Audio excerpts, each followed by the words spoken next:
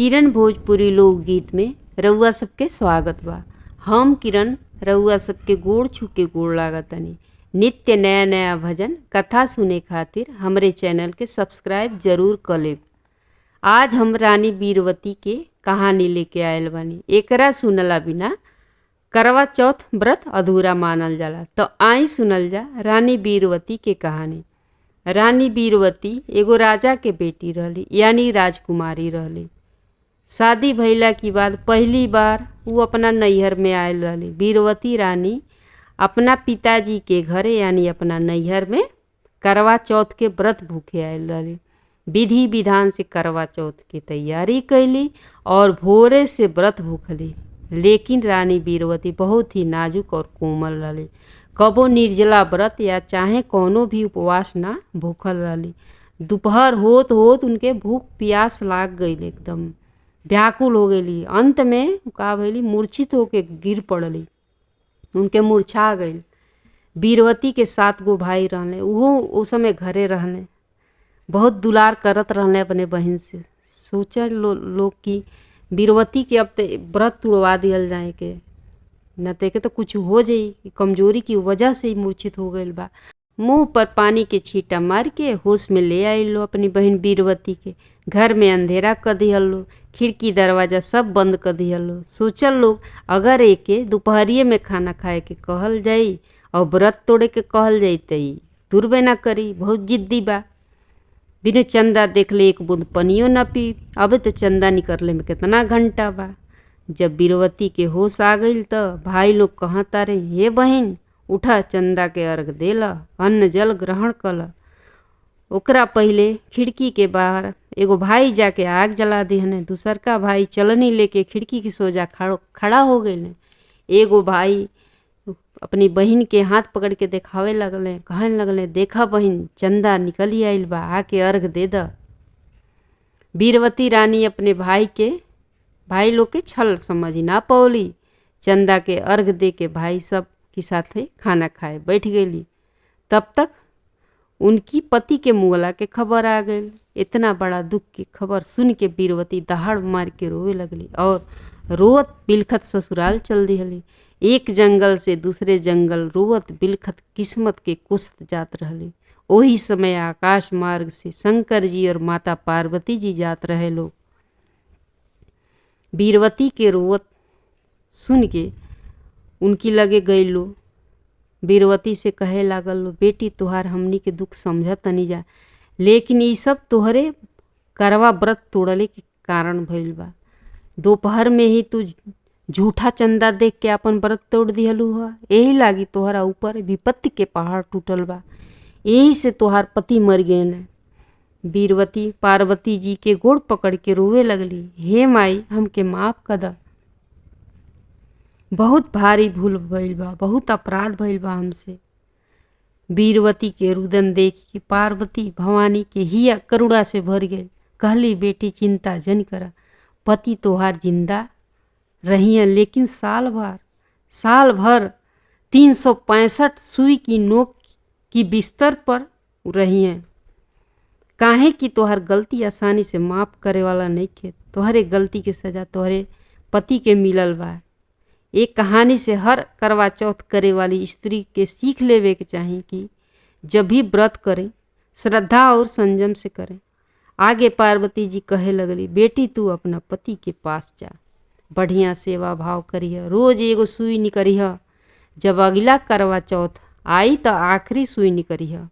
ओ दिन तोहार पति तोहके पहले रूप में प्राप्त हो जाइए, एकदम स्वस्थ हो जाइए। इतना कह के शिव पार्वती जी अंतर ध्यान हो गई, अपने लोक के चल गए ना। मन में विश्वास और शिव पार्वती के आशीर्वाद लेके बीरवती रानी अपना महल में गईली। पति के सुई की बिस्तर पर देख के इनकर कलेजा छलनी हो गई। देखली कि सुइया की नोकिया पर सुतल बना, एक एक सुई चुभल बा, 365 गो सुई चुभल। रानी बीरवती राजा की सेवा में लग गई। रोज 1 गो सुई निकाले लगली। जैसे जैसे एक एक सुई रोज निकालें, राजा के बदन से शरीर से दर्द कम होखे लागल। असही करत 1 बरस बीत गए। आखिरी सुई बाच गई रहे। करवा चौथ के व्रत कैली और गौरा मैया के चढ़ावे खातिर 16 सिंगार चुनरी पूजा के सामान ले आवे खातिर बाजार चल गईली। इधर रानी सिंगार के सामान बाजार में खरीदे गईली और इधर उनको जौन दासी रहे चालाकी से राजा की शरीर से आखिरी सुई निकाल दिलस। राजा तुरंत उठ के बैठ गए। पहले ही जैसे खूबसूरत नौजवान राजा तैयार हो गया, स्वस्थ सुंदर। और दासी के बगलिए में देखना तो समझ लेना कि हमारा रानी है। वो 16 सिंगार करके बैठ गए। वो तो पता रहे कि आखिरी जब सुई निकली तो राजा स्वस्थ हो जाइए, तो वो अपन 16 सिंगार सजा के अपन बैठल रहे। तो राजा समझ गई ना ये हमारा रानी है, ओकरे साथे भोग पिलास कई ना। इधर रानी बाजार से सामान लेके लौटत है। दासी से रानी बनल नौकरानिए जो रहे बीरवती के दासी बना के अपना महल में रख लिया। राजा से कहती नौकरानी है। अब राजा समझ ना पैना। बीरवती के तो बड़ी दुख भइल कि आखिरी वक्त काहे हम बाजार चल गईली, लेकिन दूसरी ओर खुश भी रहली। चलो हमार राजा जी तो ठीक हो गईले। सच्चे मन से शिव गौरी के पूजन कैली, गणराज के लड्डू चढ़ौली और बीरवती रानी तब्बे से ही गीत गुनगुनाए लगली। जब भी राजा के अकेल देखें तो यह गीतिया गावे लागे। दासी रानी बन गईली, रानी दासी बन गईली, दासी रानी बन गईली, रानी दासी बन गईली। राजा जी समझियो ना पवली, दासी रानी बन गईली। राजा जी समझियो ना पवली, रानी दासी बन गईली।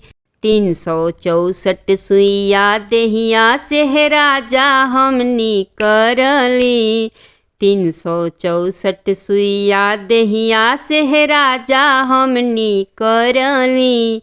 एगो सुइया दासी निकार के रानी बन गईली, एगो सुइया दासी निकार के रानी बन गईली। राजा जी समझियो ना पौली, दासी रानी बन गईली। स्वामी जी समझियो ना पौली, दासी रानी बन गईली। अब तो जब बीरवती राजा जी के अकेले में देखे तो बस ये गीत गावे लागे। राजा मन में सोचे दसिया जब हमके अकेले देखे ले तो एक ही गीतिया रोज गावे ले। चला आज पूछिए ली एकर मतलब का है। बीरवती अंगना में झाड़ू लगावत रहे, फिर ये गीत गुनगुनाए लगले। उधर दासी बनल रानी नहाए चल गई रहे। राजा के अच्छा मौका मिलल, अंगना में आके बीरवती के हाथ पकड़ के पूछे लगले तू ई का गावेलू। रानी बीरवती पूरा किस्सा कह के राजा के सुना दिहली। राजा जी के ये सब बात समझ में आ गई। दासी बनल रानी के जेल में डरवा दिहले और अपने रानी बीरवती के साथ सुखपूर्वक रहे लगले। जय हो करवा मैया, जय हो गौरा मैया के।